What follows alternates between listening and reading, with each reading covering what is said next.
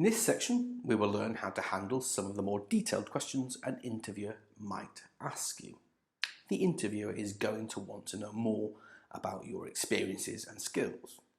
This is how they are going to find out if you match the job description.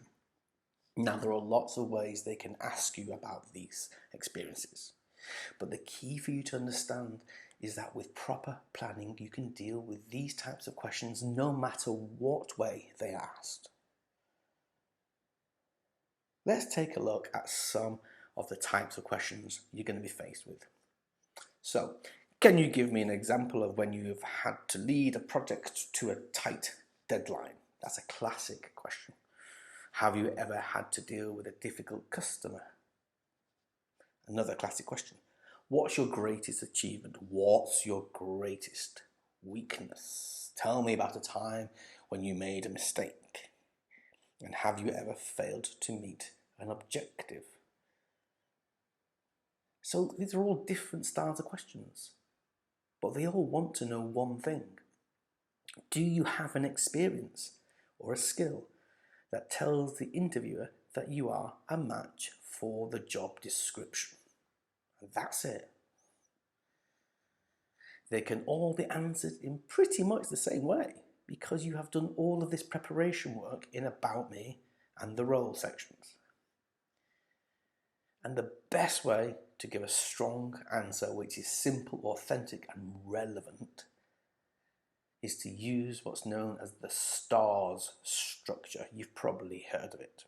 You'll see lots of examples, real examples, of how to use this structure to answer these types of questions on the STARS worksheet. Take a look and think about your experiences and how you can tell those stories in the STARS structure. It really, really works.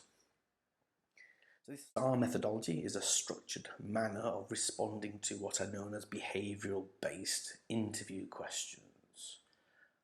And in your answer, you discuss the situation, S, task, T, action, A, result, R. And on top of that, I encourage you to put a final S, which is the skills that you used or learned.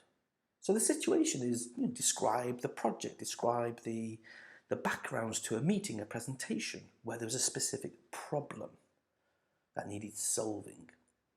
The task is the goal that you are working towards. The action are the specific actions that you took